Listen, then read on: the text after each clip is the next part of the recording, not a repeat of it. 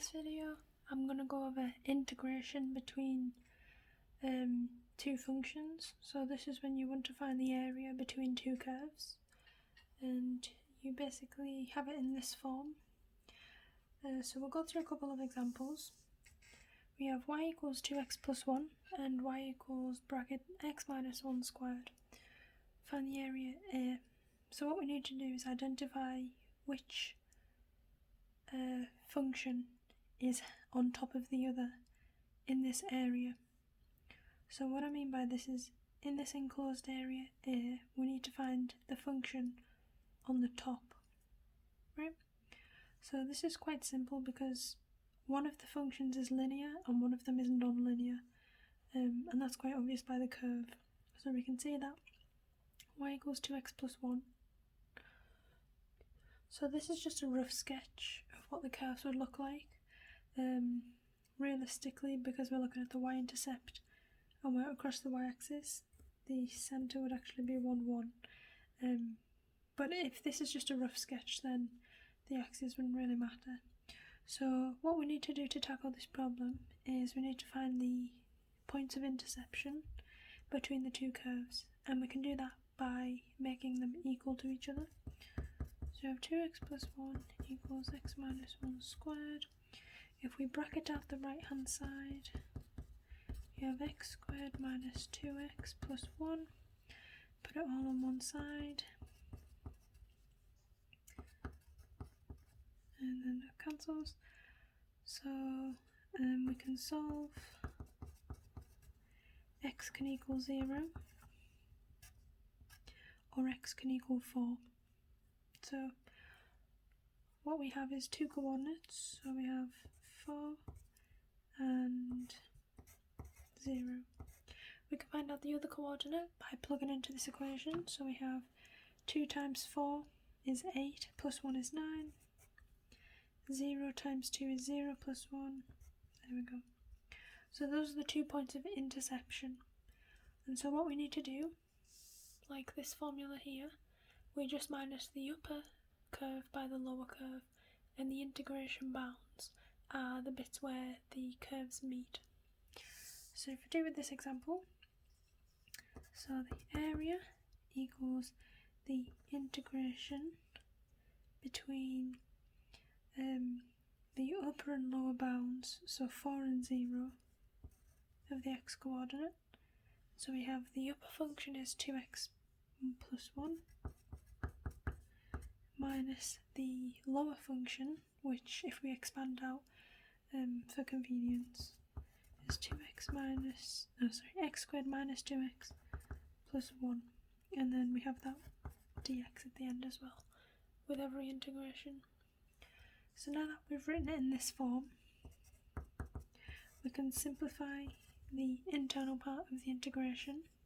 So we have 2x, but then we have the minus, so plus 2x, so 4x, 1, minus 1, so 0, and then minus x squared dx. So we've simplified it down a little bit.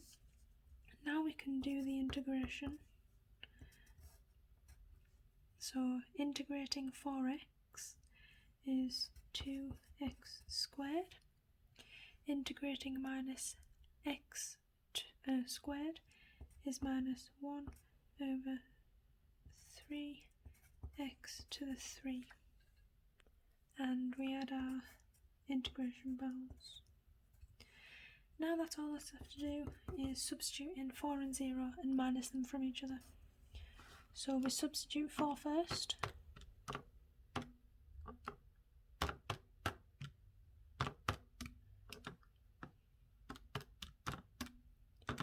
And that gives us 32 over 3. Then we substitute in 0.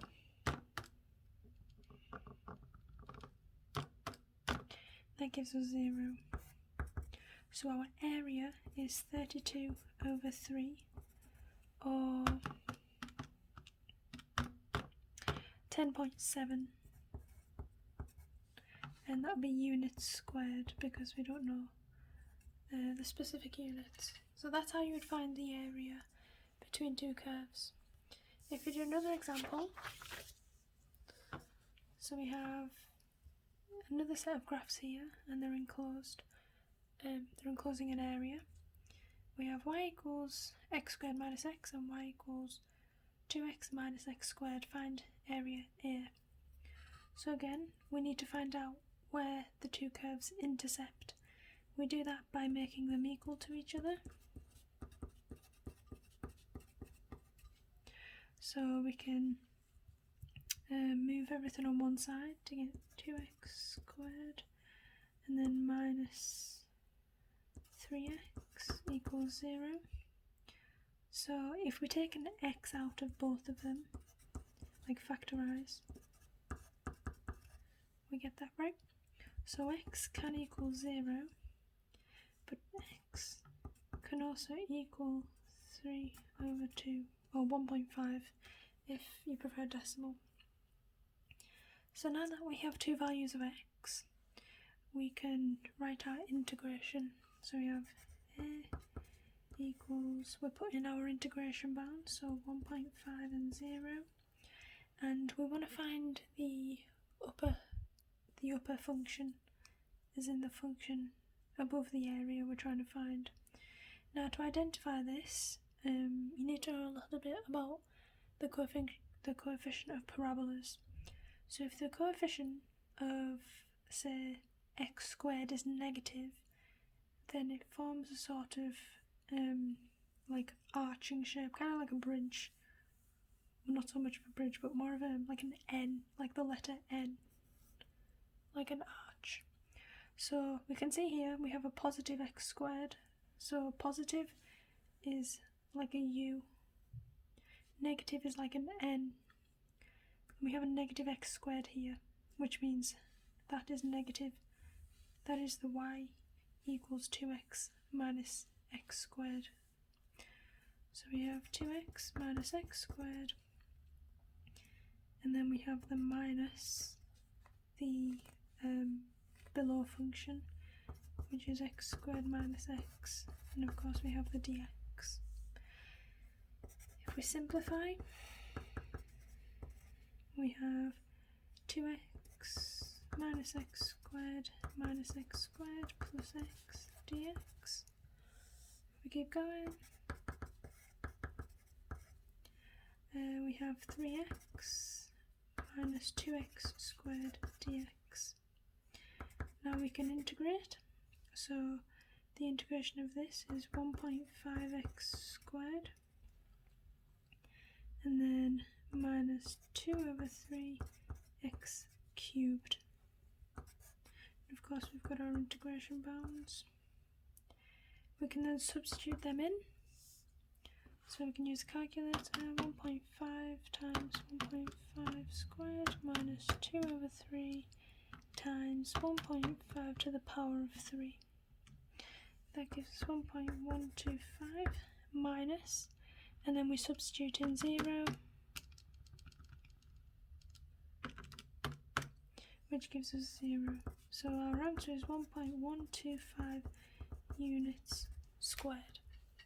And that's it.